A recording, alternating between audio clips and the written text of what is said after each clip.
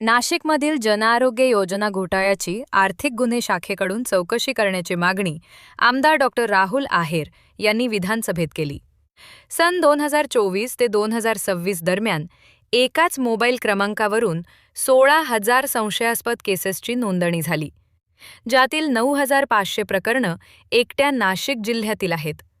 Bogus रुग्णांच्या नावावर शस्त्रक्रिया दाखवून शासनाचा निधी लाटल्याचा आणि पुरावे नष्ट करण्यासाठी पोर्टल बंद केल्याचा संशय आमदार आहेर यांनी व्यक्त केला. यावर उत्तर देताना आरोग्यमंत्री प्रकाश आंबेडकर यांनी 15,407 संशयास्पद प्रकरणांना दुजोरा दिला. नाशिकमधील दोषी रुग्णालयांवर FIR दाखल करून त्यांची मान्यता रद्द करण्यात आली असून दलाल व अधिकाऱ्यांवर कडक कारवाईसाठी तातडीनं विशेष बैठक घेण्याचे आश्वासन मंत्र्यांनी दिले. अध्यक्ष महोदय, खरं तर हा विषय अत्यंत गंभीर आहे आणि योगायोगाने आमचे ज्येष्ठ नेते आदरणीय बावनकुळे साहेब पण इथे बोलू तर द्या इथं हजर आहेत. माझी आपल्यांना विनंती आहे की मंत्री महोदय, या महात्मा फुले जन आरोग्य योजनेच्या आणि प्रधानमंत्री जन आरोग्य योजनेच्या वतीने आपण गरीब रुग्णांना मोठ्या प्रमाणामध्ये आर्थिक दिलासा देण्याचा शासन प्रयत्न करतो. एकीकडे मुख्यमंत्री सहाय्यता निधीमधनं प्रत्येक आमदार आपल्या मतदारसंघातल्या प्रत्येक पेशंटपर्यंत निधी देण्यासाठी पत्र घेऊन मुख्यमंत्री महोदयांचा शेरा घेण्यासाठी आपण तिथे मोठ्या प्रमाणामध्ये प्रयत्न करत असताना 2024 पासून तर 2026 पर्यंत ह्या महात्मा ज्योतिबा फुले जन आरोग्य योजनेमध्ये बावनकुळे साहेब 16,000 केसेस अशा निदर्शनास आल्या की ज्याच्यामध्ये एकाच मोबाईल नंबरमधनं त्या पेशंटचं रजिस्ट्रेशन झालेलं आहे. मग 2 वर्षापर्यंत या केसेस आपल्या एजन्सीला लक्षात आल्या नाही का? खऱ्या अर्थाने मी आरोग्यमंत्री महोदयांचे अभिनंदन करेल की त्यांनी सुमोटो याच्यामध्ये चौकशीचे आदेश दिले. या 16,000 केसेसची चौकशी करत असताना एकट्या नाशिक जिल्ह्यामध्ये 9,500 केसेस अशा संशयित आढळल्या गेल्या आणि नाशिक जिल्ह्यातल्या 9,500 संशयित केसेसपैकी तब्बल 8,500 केसेस केवळ 5 हॉस्पिटलमध्ये आढळल्या गेल्या आणि याची एप्रिल पासून चौकशी करत असताना अचानकपणे एप्रिल पासून आजपर्यंत त्याचा अहवाल प्राप्त न होणे, याचे आपले CEO ज्या दिवशी नाशिकमध्ये ह्या चौकशीसाठी गेले त्याच्या दुसऱ्या दिवशीपासून हे पोर्टलच बंद पडलं.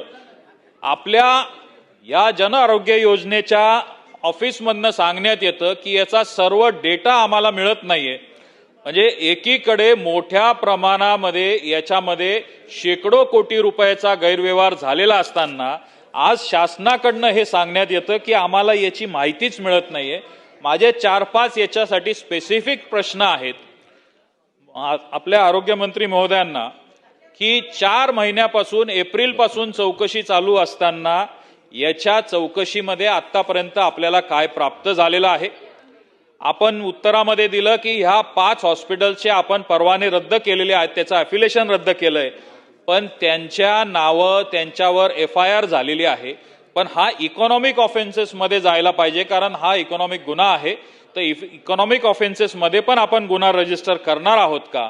मला आपल्याला खऱ्या अर्थाने सांगायला अतिशयोक्त होईल, पण आरोग्यमंत्री महोदय, आपण जेवढ्या मोठ्या गाड्या आणि ताफा घेऊन जात नसाल तर ज्या संबंधित हे गुन्हे 1-2 आरोग्य मित्रांनी केलेले आहेत, आज त्यांचा ताफा तुमच्या ताफ्यापेक्षा मोठा ताफा घेऊन ही मंडळी जर समाजामध्ये फिरते आहे तर यंत्रणेवर यांचा किती दबाव आहे, यंत्रणेला यांचा काय मेसेज जातो, हा पण आपण कुठेतरी समाजामध्ये बघितला गेला पाहिजे. आणि आपण ह्या संबंधित डेटा जो डिलीट करण्यात आलेला आहे, आपला IT सेल, आपली CEO हे यांच्यावर आपण चौकशा करणार आहात का? आणि शासनाने आतापर्यंत याच्यावर काय कारवाई केलेली आहे याचे उत्तर आपण मला द्याल. आपल्याकडनं ही अपेक्षा आहे आणि याच्यावर तात्काळ आपण या सर्व संबंधित यंत्रणेला बोलून बैठक घेऊन यांची चौकशी करणार आहात का? एवढे माझे स्पेसिफिक प्रश्न आहेत. सन्माननीय मंत्री महोदय.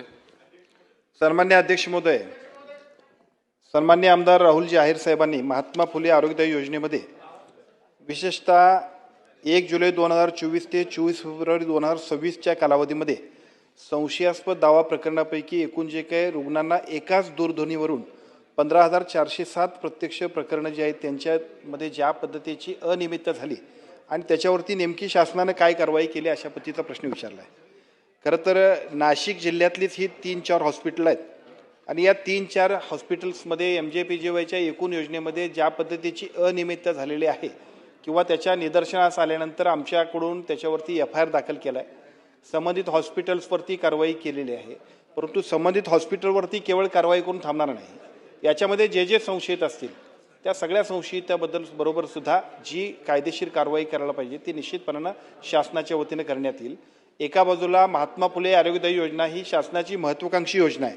याच्यामध्ये आमचा सगळ्यांचा आग्रह आहे की 1 रुपयेसुद्धा हॉस्पिटलनं घ्यायचा नाही आणि त्यांनी चांगल्या पद्धतीच्या दर्जेदार सुविधा द्यायच्या. आणि अशा वेळेला अशा पद्धतीचं कृत्य जी हॉस्पिटल करत असतील, केवळ हॉस्पिटल नाही तर त्याच्यामध्ये शासकीय यंत्रणेतले जे लोक सहभागी असतील तर त्या सगळ्यांच्या वरती सुद्धा कारवाई करण्याबद्दल आपल्याकडूनही जे काही इनपुट्स आम्हाला पाहिजे आहेत माझी विनंती आपल्याला, मी बैठक लावतो, त्या बैठकीला आपल्यालाही निमंत्रित करतो आणि आपल्या सगळ्या इनपुटसहित सुद्धा या सगळ्या जे चुकीचे लोक असतील त्यांच्यावरती कडक कारवाई करण्याबद्दल आम्ही निर्देश देऊ. कधी आपण लावणार आहात? अधिवेशनानंतर, 4 वर्षानंतर? कारण आता तुमचा डेटा तुम्हाला मिळत नाहीये.